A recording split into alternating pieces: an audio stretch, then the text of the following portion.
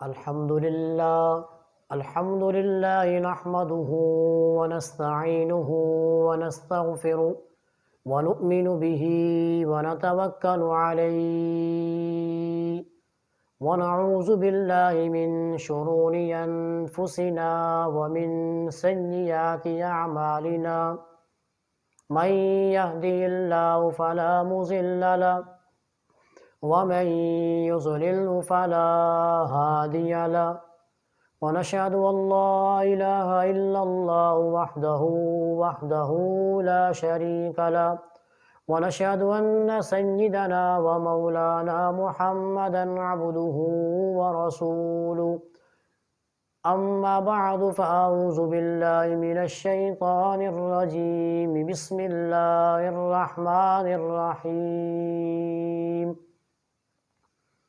ياسين والقرآن الحكيم إنك لمن المرسلين على صراط مستقيم تنزيل العزيز الرحيم لتنذر قوما ما أنذر آباؤهم فهم غافلون صدق اللہ مولانا العظیم۔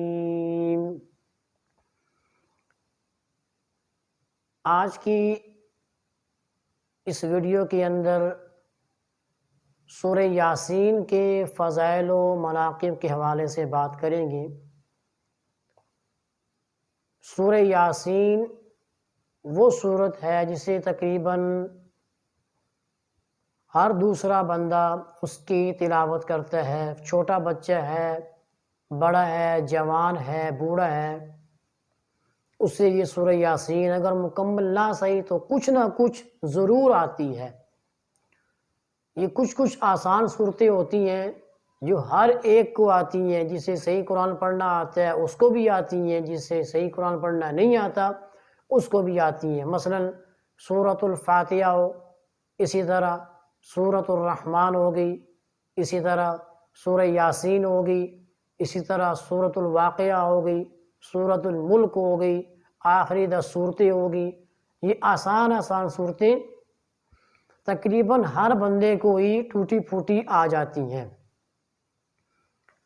آج ہم اس ویڈیو کے اندر اسی صورت کے فضائل کو سامنے رکھ کر اس کی تلاوت کا انشاءاللہ میں اور آپ معمول بنائیں گے۔ جب ہمارے دل و دماغ میں اس کی طاقت ہوگی کہ اس کے کیا کیا فائدے ہیں، ان فوائد کو ذہن میں رکھ کر جب ہم پڑھیں گے کہ اس صورت کے پڑھنے سے یہ بھی ملتا ہے، یہ بھی ملتا ہے، اللہ کے یہ انعامات بھی ملتے ہیں، تو پھر بندہ اور شوق اور لگن سے کام کرتا ہے کہ اس کے بدلے میں اللہ رب العالمین ہمیں یہ عطا فرمائیں گے۔ تو ایک میں یہاں پر آپ سامعین سے ایک چھوٹا سا سوال کرنا چاہوں گا۔ ہر ایک چیز کا اپنا نام ہوتا ہے، ہر ایک چیز کا، جیسے دیکھیں قرآن میں 114 صورتیں ہیں اور ہر صورت کا اپنا اپنا نام بھی ہے۔ اسی طرح 30 پارے ہیں، ہر پارے کا اپنا اپنا نام ہے۔ تو اسی طرح کچھ خواص بھی ہیں، کچھ صورتوں کے خاص فوائد اور خاص مواقع بھی ہیں۔ تو یہ چھوٹا سا میرا سوال آپ سامعین کی طرف ہے کہ ہم دیکھنا چاہیں گے کہ ہمارے سامعین میں سے کون ماشاءاللہ اس سوال کا جواب دیتا ہے اور کتنا جو ہے نا اس کا دین کی طرف رجحان ہے، کتنی اس کے دین کے ساتھ محبت ہے، کہ اس صورت کو کس لقب سے یاد کیا جاتا ہے، کس لقب سے اس کو پکارا جاتا ہے۔ یہ ہم چیک کریں گے کہ ہمیں سب سے پہلے کون اس کا جواب دیتا ہے۔ تو جی ہم چلتے ہیں سورہ یاسین کے فضائل کی طرف۔ 8 احادیث یہاں پر آپ کے سامنے سورہ یاسین کے فضائل کے حوالے سے ہیں۔ سب سے پہلے قرآن مجید کا دل سورہ یاسین ہے، قرآن مجید کا دل سورہ یاسین ہے، اور اس کی تلاوت سے پڑھنے والے کو اللہ کی رضا نصیب ہوتی ہے۔ اور اس کے بہت سارے فضائل ہیں۔ تو چلتے ہیں ذرا ان کو تفصیل کے ساتھ۔ پہلی حدیث حضرت اماں عائشہ صدیقہ رضی اللہ تعالی عنہ سے روایت ہے کہ رسول اللہ صلی اللہ تعالی علیہ وسلم نے فرمایا، قرآن میں ایک صورت ہے جو اللہ کے نزدیک بڑی عظمت والی ہے، بڑی شان والی ہے، بڑے مرتبے والی ہے۔ جو اسے پڑھے گا اللہ تعالیٰ اس کو شریف کے لقب سے نوازے گا۔ سبحان اللہ، سبحان اللہ۔ شریف صرف الفاظ سے نہیں، حقیقی معنوں میں وہ شریف ہوگا۔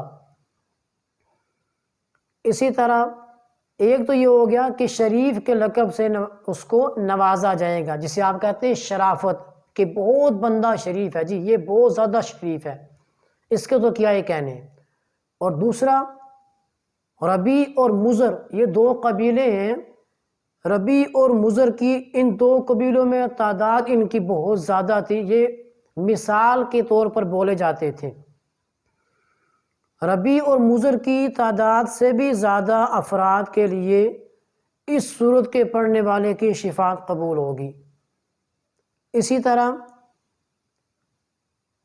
یہ اس سورت کو، جو سورہ یاسین ہے، عظمت والی سورت بھی اس کا نام ہے، عظمت والی سورت بھی اس سورہ یاسین کو کہا جاتا ہے۔ دوسری حدیث میں حضرت انس رضی اللہ تعالیٰ عنہ سے روایت ہے، وہ فرماتے ہیں کہ آپ صلی اللہ تعالیٰ علیہ وسلم نے فرمایا کہ جو شخص یاسین شریف کی تلاوت کرے گا اسے 10 قرآن مجید پڑھنے کا ثواب ملے گا۔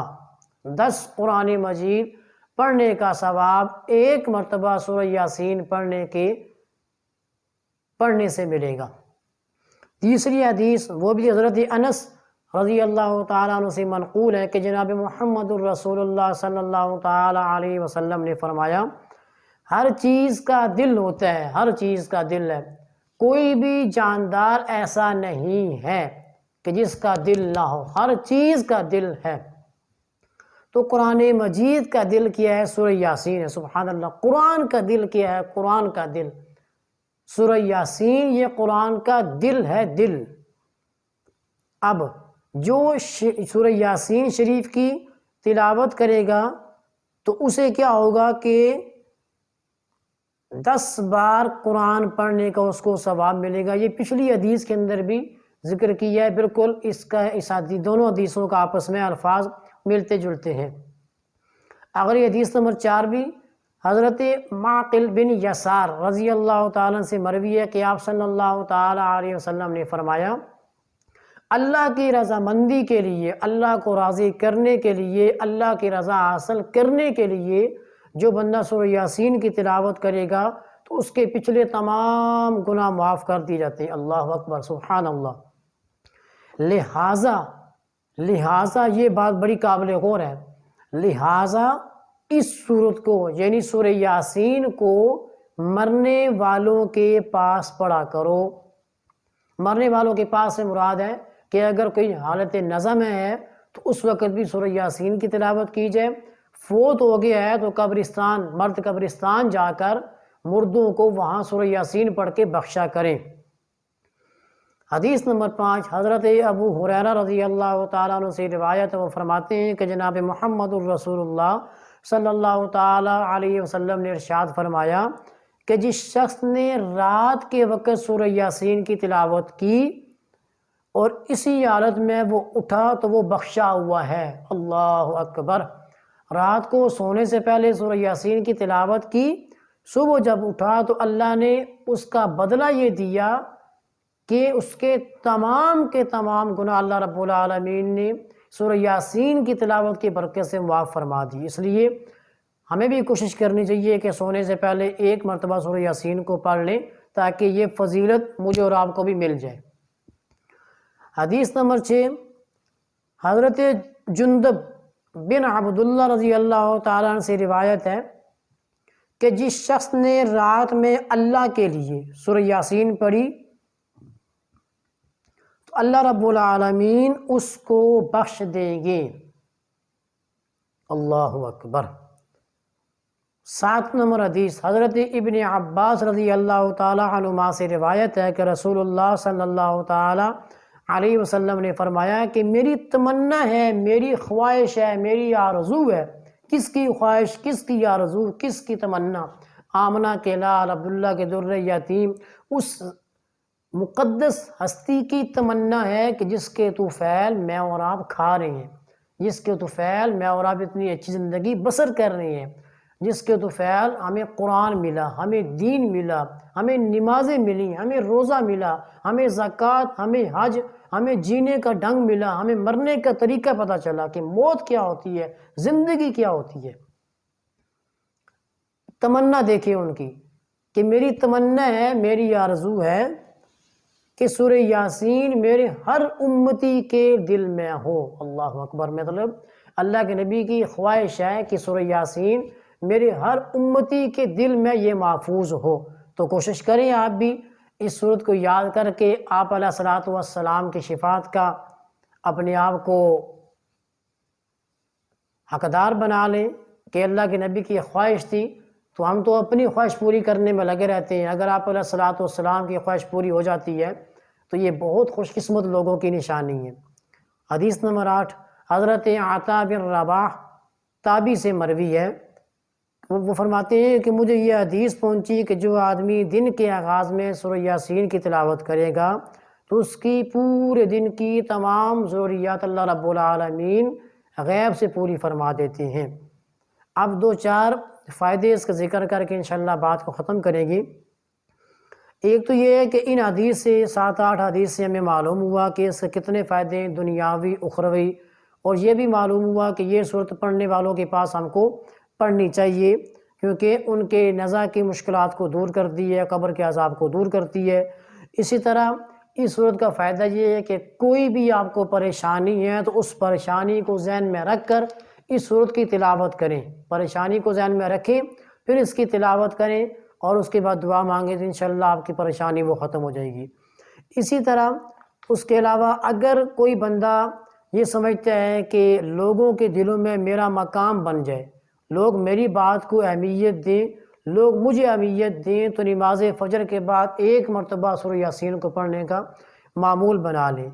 اسی طرح اگر آپ سمجھتے ہیں کہ آپ کو دشمن تنگ کرتا ہے، کسی قسم کا بھی دشمن ہو، کسی قسم کا بھی دشمن ہو آپ کو تنگ کرتا ہے، تو آپ 7 دن تک روزانہ اسے پڑھیں۔